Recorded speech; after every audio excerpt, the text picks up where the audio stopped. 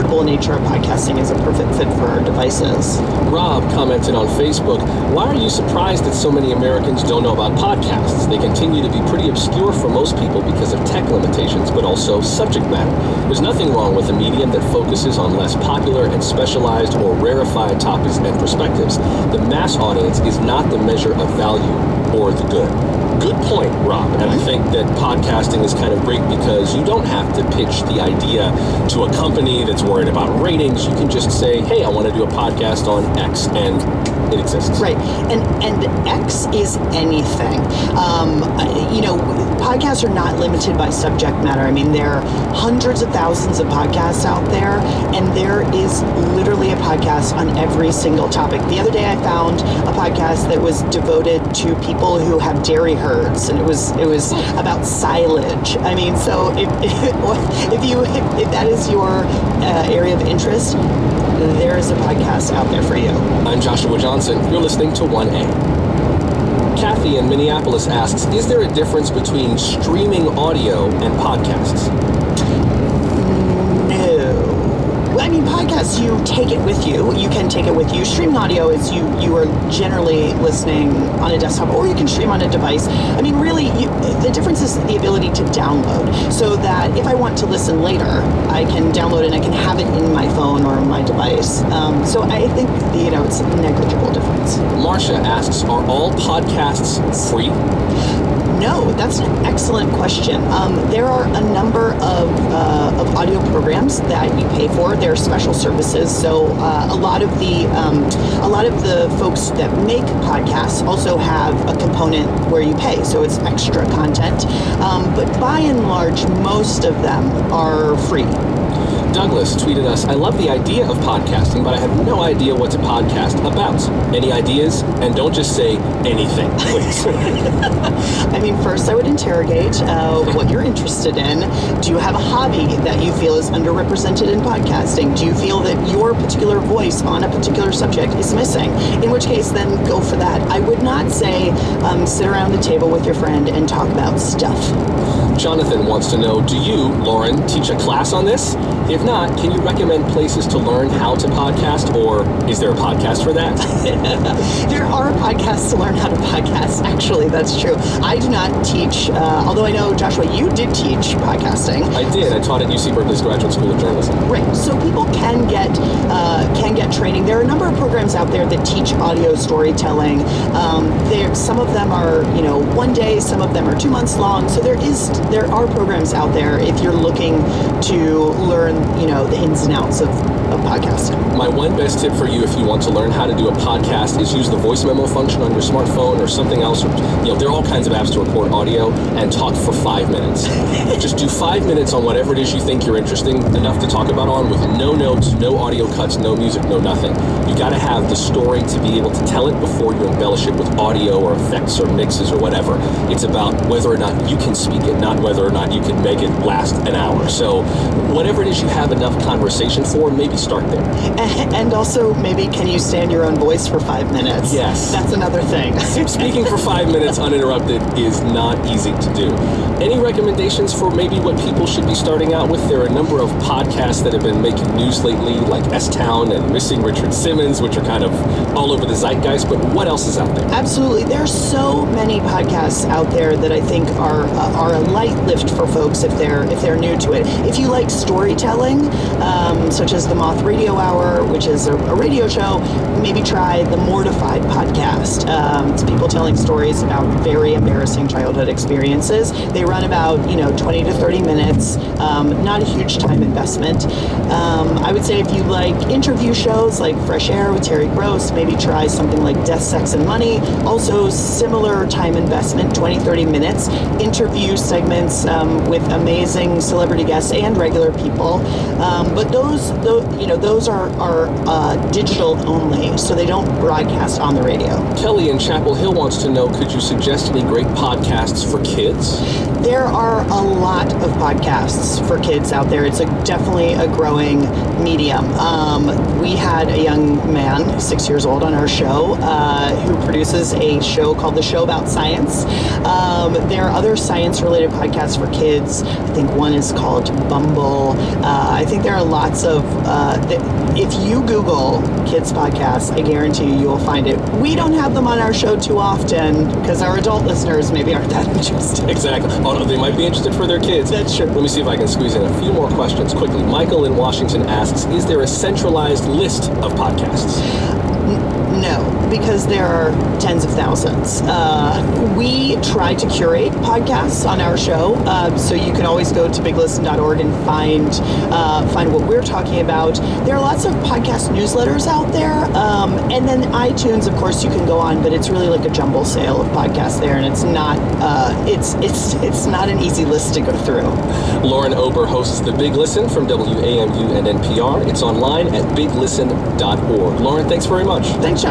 By the way, my predecessor, Diane Rehm, hosts a podcast these days called On My Mind. You can watch Diane getting her very first tutorial on how to listen to podcasts on 1A's Facebook page, and catch her program, Diane Rehm, On My Mind at drshow.org. You'll find 1A's podcast on the NPR One app, iTunes, or whatever app you like. Even more great programs at npr.org/podcasts. 1A comes to you from WAMU, part of American University in Washington, distributed by NPR.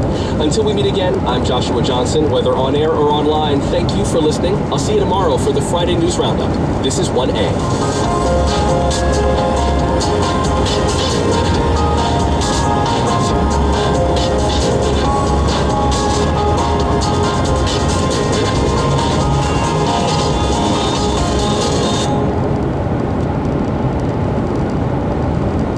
Support for NPR comes from NPR member stations and from Baird, providing global financial resources and market expertise to clients the world over. rwbaird.com has more information.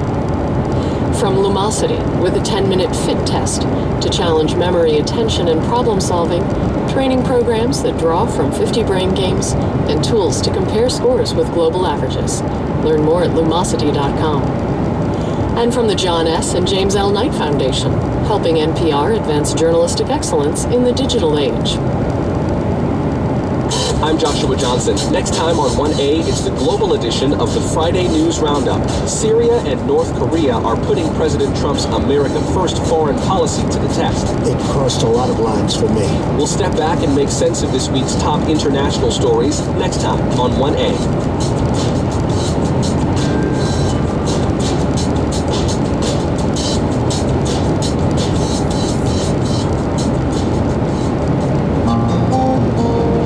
The second hour of the Friday News Roundup, international issues in hour number 2, domestic issues in hour number 1, both hours of 1A's Friday News Roundup right here on 89.5 WNIJ DeKalb Rockford, WNIQ Sterling, WNIW LaSalle, and WNIE Freeport. Eric Radicke with you on this Thursday, the 6th of April. TEDxNIU is an annual day-long conference of short, carefully prepared talks designed to unite curious people by sharing big ideas. On Saturday, April 22nd, this year's guest speakers will respond to the theme, Pushing Limits, at Northern Illinois University's Alt-Geld Hall. Tickets include lunch and the talks. For more information about this upcoming event, visit the events page at our website, WNIJ.org. Put down the Pledge Now button while you're there as well. And thank you. Funding for Here and Now comes from MathWorks, creators of MATLAB and Simulink software, accelerating the pace of engineering and science. Learn more at mathworks.com. From NPR and WVUR Boston, I'm Robin Young. I'm Jeremy Hobson. It's Here and Now. Coming up, House Intelligence Committee Chairman Devin Nunes steps aside from his committee's investigation into Russian election interference. Meanwhile, Russian expert Masha Gessen warns Donald Trump's critics against going down the conspiracy theory rabbit hole and putting too much in those investigations. The way we imagine it, right? It solves both the past, which is how we got Trump, and the future, which is how we get rid of Trump. Also, Homeland actor Mandy Patinkin responds to criticism that his show negatively portrayed Muslims. We absolutely became part of the problem of the Islamophobia. It became very painful to the writers and to all of us, and a tremendous amount of attention has been paid to trying to be part of the cure. Coming up, here and now. News is first. Live from NPR News in Washington, I'm Lakshmi Singh. The Senate has just begun a rules change that will fundamentally shift the way that Supreme Court seats are filled. Judge Neil Gorsuch failed to win 60 votes on a preliminary vote this morning. Now, as NPR's Scott Detrow explains, the Senate is in the process of changing the rules for that kind of cloture vote. The end result of the rules change will be that Supreme Court justices can be confirmed with just 51 votes, rather than the 60 that have always been needed in earlier rounds. Republicans are blaming Democrats for forcing the change at the same time that Democrats are pinning it all on Republicans. Senate Minority Leader Chuck Schumer says in the big picture, this is the result of decades of Supreme Court gamesmanship.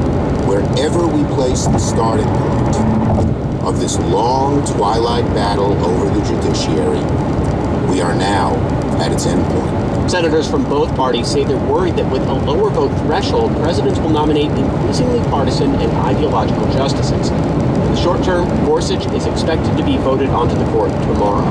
Scott Detrow, NPR News, the Capitol. House Intelligence Committee Chairman Devin Nunes says he will step aside temporarily from the investigation into Russian meddling in the 2016 election. NPR's Mary Louise Kelly tells us the move comes after weeks of turmoil and partisan bickering on the committee. The House probe had ground to a standstill, with Nunes facing questions over whether he mishandled classified information and whether he's too close to the White House to lead a fair investigation. In a statement, Nunes says that, quote, several left-wing activist groups have filed accusations against him. Nunes denounced the charges as false and politically motivated, but says he'll recuse himself while the House Ethics Committee looks into the matter. Republican Congressman Mike Conaway will take over the Russia investigation. The Intelligence Committee's top Democrat, Adam Schiff, says he looks forward to putting the probe back on track. Mary Louise Kelly, NPR News, Washington. A public hearing on recommended reforms in the Baltimore Police Department will go forward as planned today, despite a request by the Justice Department to delay. A U.S. District Judge says the Trump administration's request is a burden and inconvenience. Attorney General Jeff Sessions is moving to roll back Obama-era initiatives that were passed after the DOJ, under former President Obama, found systematic discrimination by multiple police departments in black communities. But Sessions says he wants to pursue measures he thinks will be better enable police to fight violent crime. The Tennessee Historical Commission is protesting the state Senate's resolution to exhume the body of former President James K. Polk from the ground of the state capitol and move it to a site nearly 50 miles away. It argues that moving the graves of Polk and his wife Sarah would create a false sense of history. The plan is to move the bodies to the James K. Polk Home and Museum in Columbia, Tennessee. This is NPR News. The Israeli army says one of its soldiers has been killed by a Palestinian in the West Bank. NPR's Daniel Estrin reports from Jerusalem that Israeli forces have arrested the Palestinian driver. The Israeli military says the Palestinian barreled his car into a group of people at a bus stop near an Israeli settlement. Medics say an Israeli soldier was killed and another was lightly injured. And in Gaza, the Islamist militant group Hamas says it has hanged 3 Palestinians accused of spying for Israel. Hamas says in past decades, the 3 gave Israel information about where rockets were manufactured and where militants lived. That's NPR's Daniel Estrin reporting. The U.S. is pressing the Ecuadorian government to resolve the dispute over Ecuador's presidential elections. We have more on this from NPR's Philip Reeves. Ecuador's presidential election took place 4 days ago, yet intense controversy over the outcome continues. The leftist, Lenin Moreno, was officially declared the winner by a narrow margin of just over 2 percentage points. His conservative opponent, Guillermo Lasso, insists there was fraud, including several thousand irregularities collected by his election observers.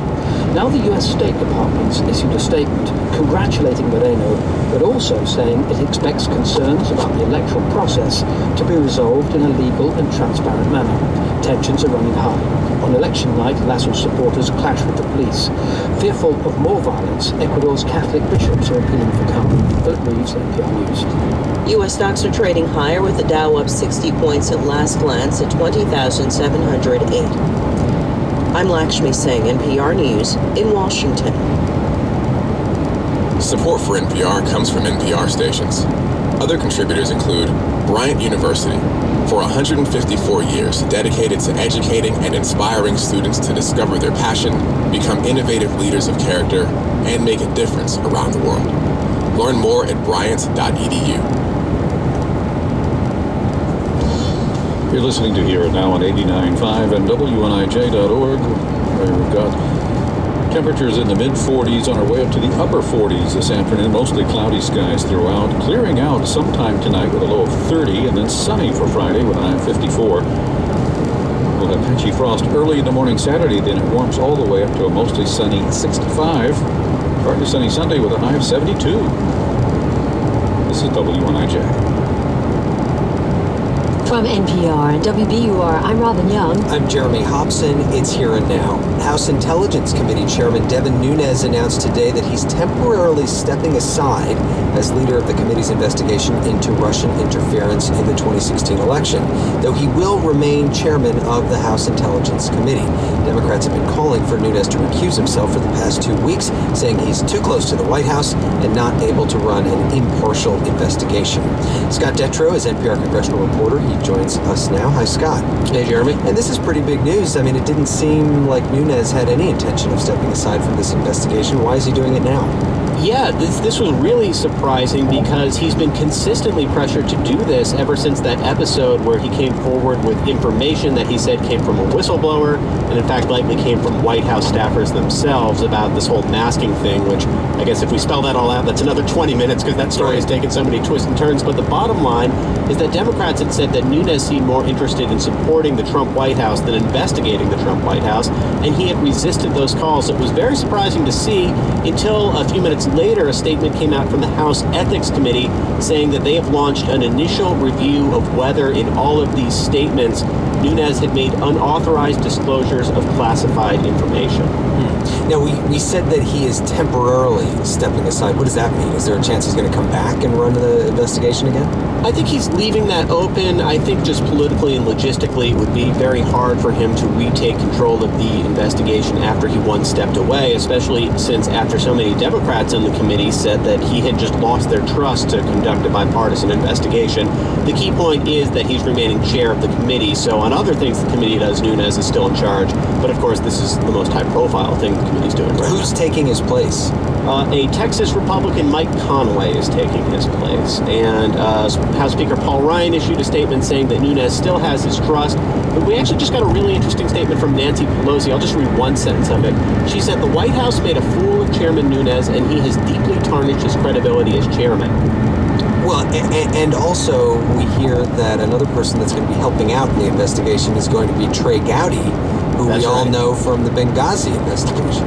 That's right. Gowdy is a member of the committee. He's one of several Republicans who spent the bulk of question time during that public hearing a few weeks ago, focusing almost exclusively on who's leaking information and not the bigger questions of what Russia was doing and whether there was any coordination or conversation with members of either campaign or the Trump campaign.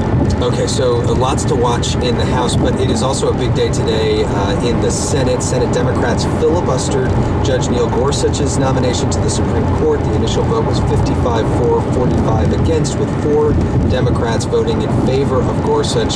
So that means Republicans are going to now trigger the so-called nuclear option to be able to confirm Gorsuch with a simple majority, just 51 votes instead of 60. How close are they to actually officially making that rules change?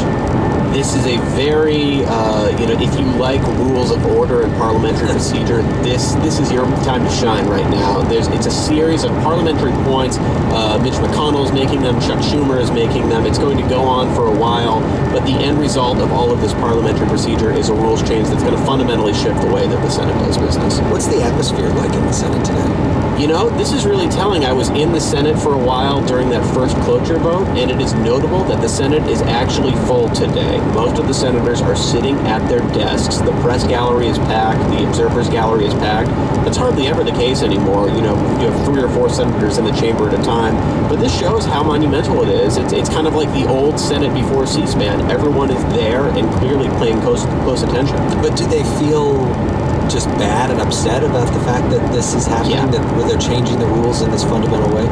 Yeah, there is a bipartisan consensus that what's happening right now is bad for the Senate in general, will lead to more partisan, more ideological Supreme Court justices, an erosion of trust at the Supreme Court. But, the skeptical view of this is you have all these senators saying this is a really terrible decision to make, and no Democrat or no Republican is making an effort to reverse course here and try and reach a conclusion that isn't the one that they're all upset about. It seems almost everyone's treating it as inevitable result of just years of partisan gridlock when it comes to the judiciary. And just briefly, the vote to confirm Gorsuch will be tomorrow, correct? The final vote to put him on the court will be tomorrow after the new cloture vote under the new rules that happen at some point this afternoon. That's NPR congressional reporter Scott Detrow joining us from Washington. Lots going on there today. Scott, thank you. Sure thing. Well, Chinese President Xi Jinping kicks off a two-day visit with President Trump later today. The first meeting between the two will be held at the president's Florida resort, Mar-a-Lago. Much to talk about, from North Korean missiles to President Trump's threat to impose a huge tariff on Chinese goods because of what he sees as a trade imbalance. China is also the largest source of foreign students at U.S. universities. There are more than 300,000 across the country. And over the next couple days, we'll check in with a couple to talk about everything from cell phones to human rights abuses. Let's start with Simeo Lee, studying economics at Yale in Connecticut. Simeo, what would you like to hear the two presidents talk about? Well, as an economics student, apparently I'm more concerned with how the negotiation goes with regard to trade. But also I think another issue that would definitely be discussed is North Korea, since they have launched a missile just yesterday, right before the meeting, which is unfortunate timing. And I'm looking forward to see how the two presidents negotiate around these two issues and what kind of compromises will be made separately. Well, as you know, President Trump told the Financial Times, China has to help us with North Korea, and if China doesn't, the U.S. will take unilateral action. Do you think your country can do more? It has more of a relationship with North Korea. You're certainly closer. Do you think your country can or should be doing more to talk North Korea down from its weapons program? Well, I mean, China definitely can do more since China could very easily put economic sanctions, and North Korea relies really heavily on China in terms of export. But the question really is, does China want to do more? And I don't think China really does want to do more, because the North Korea issue has always been a little bit sensitive for China. But I think probably something that will come out of the negotiation is I would expect some rhetoric to sort of counter the North Korea actions. I wouldn't expect anything substantial. But you'd like to see even some language. Well, that's interesting. And you mentioned trade. What would you like to see with trade? Well, I mean, I don't think a lot of what President Trump has been campaigning on are going to come true just because it's mutually not beneficial. But I think one thing that might be beneficial for the United States and the Chinese would like to get on board might be just enforcing the currently existing international trade rules a little bit more aggressively.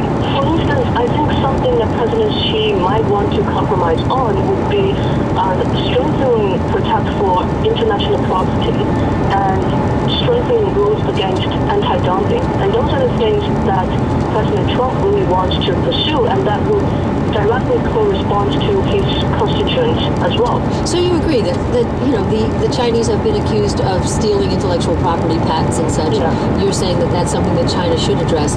Anti-dumping, elaborate on that.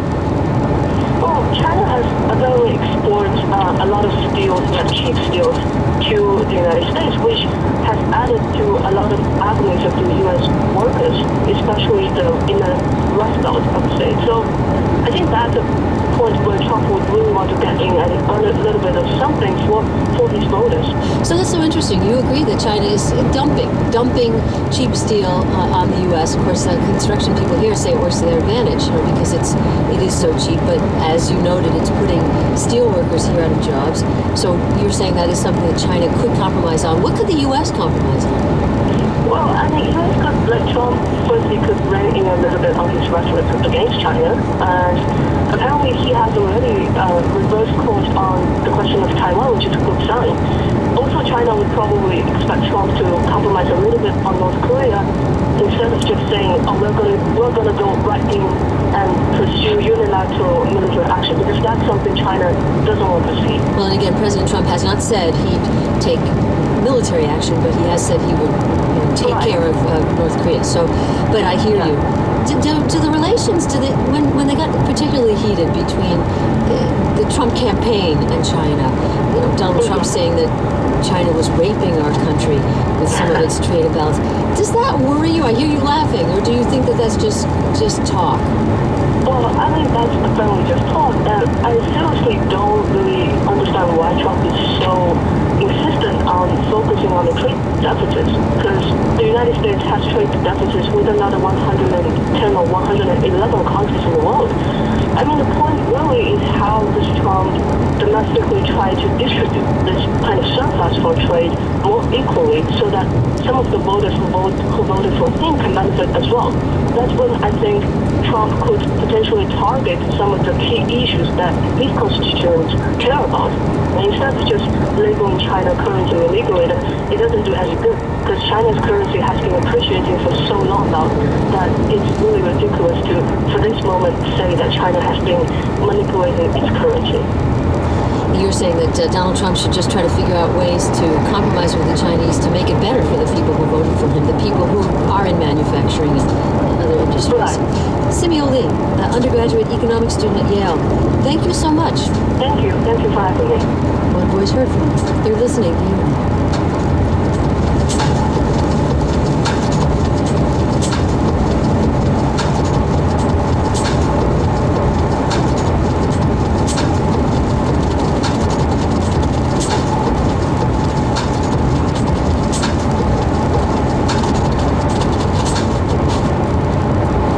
More than 25% of the medicines we use originated in a rainforest?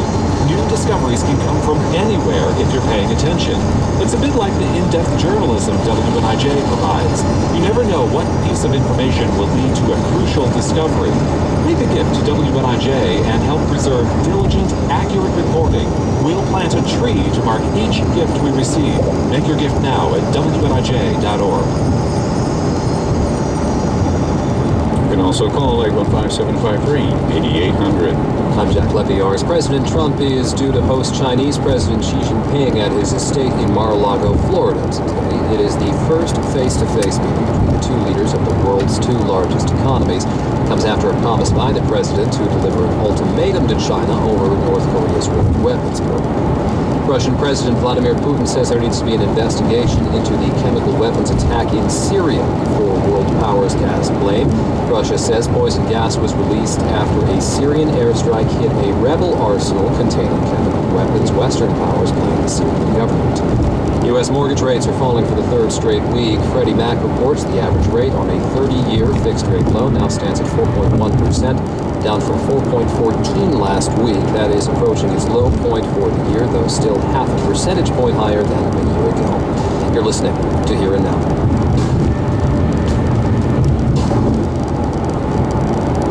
And you're listening to Here and Now on 89.5 and WNIJ.org, where you learn something new every day. I'm Guy Stevens. Thanks for listening, and keep it right here.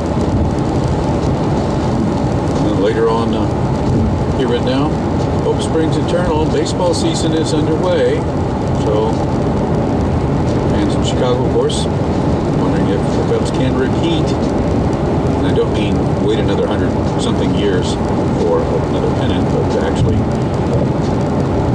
defend their championship. And of course, other places, Cleveland, almost got there. They'll be in there too. So, take a look at 1133. As Here and Now continues in WNIJ, where support comes from our many listener members. You can join them by clicking the pledge on the pledge button at WNIJ.org or calling 815-753-8800. Or you can, again, we've got a couple of choices there. You also get support from the Inn at Molly's, featuring Molly's Kitchen and Bar, house-made food and craft cocktails from locally sourced ingredients. Molly's Mount Carroll.com. App. The Geico mobile app stores ID cards, enables bill pay, and submits policy updates and claim reports directly from a user's cell phone. Learn more at geico.com. This is Here and Now. The final episode of the 6th season of Homeland airs on Showtime this Sunday. The show focuses on the ongoing fight against terrorism, largely through the actions of Carrie Mathison, a now ex-CIA agent played by Claire Danes. Mandy Patinkin plays the character of Saul Berenson, Carrie's mentor. Here's a scene from season 4 with both of them, where Saul has been captured and is supposed to be exchanged for 5 terrorists. Saul, what? I promised Miriam's bringing you home. You think I want to go home? You said this wouldn't happen. You promised me no exchange. Couldn't let you die. It wasn't up to you. It wasn't your call. You think I can live with this? I can't even look at it. Mandy Patinkin joins us now from New York. Welcome. Thank you. Good to be here.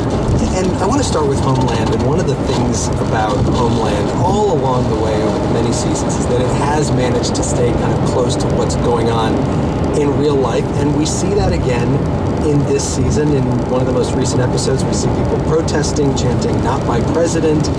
You hear the word deplorable. And there's a storyline involving the dark web and fake social media accounts. Is this something, did you get lucky on some of these, or is this really just trying to keep it close to the news? Well, the sock puppets and bots in terms of the dark web is already on the slate to happen. Certainly the writers went back to the drawing board when the election happened. Everyone was expecting a female president, but the fake news and also the Russian intervention into the election, which is on everyone's front page, that fit our storyline. So the writers began improvising, and I feel, without any disparaging to any of the brilliant actors that we have in our company or writers or anything, that the two most interesting fake news and the truth. And is part of the goal there to just be part of the conversation, of the national conversation, aside from just being entertainment? Well, you're right in saying that it is, I guess, entertainment, but I don't know if it's first and foremost entertainment anymore. I get more calls from people recently that this is their favorite season of the 6 seasons we've completed, because they feel that it isn't, poetic version of the world we're living in, but it is literally, frighteningly, desperately truthful to the moment that we're living in. And that is because our writers have been writing it as we went along, literally that day, that hour, that moment, sometimes in the middle of shooting a scene. Well, I read an article that you, a couple of years ago in a previous season, actually broke down in tears when you found out what the writers had done in a certain episode. Do you get hooked on the story the way that we, the viewers, do? I do indeed. I ask them not to tell me what's happening unless I absolutely need to know. Just as we don't know what's happening in our own lives. 1 second from now, none of us know. That leaves quite a bit of hope and optimism available. That is how I get through this day, this world that we're living in, and how Saul Berenson functions. He is a profoundly hopeful, optimistic individual. Have you been disappointed by any of the plot turns that have been put into the show? No, I haven't been, because this system of false information and truth that has seemed to take over the focus of the show is so, horrifyingly important to bear witness to. I have to say that it mirrors the world around us so accurately that what I do when the season is over, and you have to understand, I'm living in a fictional hell. That is the job of Saul Berenson. And I'm not complaining about it. I'm not poor guy who's in a TV series in fictional hell. The real world is far more hellish for all of us than any fictional representation. But where I go and where I've gone the past 2 years, literally,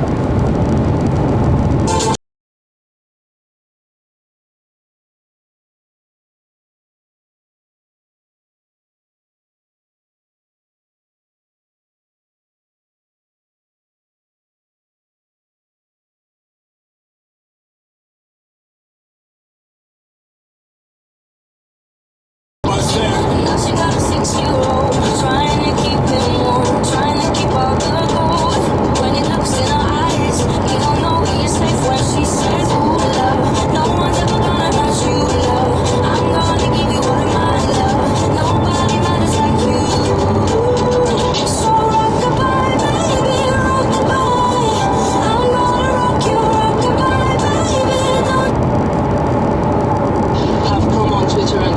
women said this is not fair. In fact, one of them said, for many years we thought women are one half of a man when it comes to Islamic law for inheritance or blood money and all that. Now, and that women are actually 1/4 of men. Good, thanks very much. We had your colleague Rana down earlier talking about women not being able to run in Iranian's presidential election, which is coming up next month. Thanks very much. You don't even see women running on the pavements in Tehran or any other city of Iran. It's not a sport that women can do, jog around town. And such, of course, a young population as well. For some healthcare providers at the VA. An administrative and logistical piece of getting an appointment, follow-up, getting someone to return a phone call. And that's what the president really wants to bring his business-like experience to figure out how do we connect those who have served, those who have earned a benefit, to make sure that they're getting connected with the caregivers that are so ably qualified to make sure that they get that care and service they deserve. And I think when you take a business-like approach to this, that you can really solve these logistical and administration problems. Business people can be fired. I saw the VA Secretary shopping around here just talking about a new bill that would empower him to actually fire. National money that come in to purchase up so much of the real estate area. So many people don't even live in the area. So I would like to hear some comments on that. I'm glad you brought that up. How much of a problem is this from your perspective, Supervisor? I don't know. I mean, anecdotally, we hear a lot. We hear a lot. The London syndrome of people invest.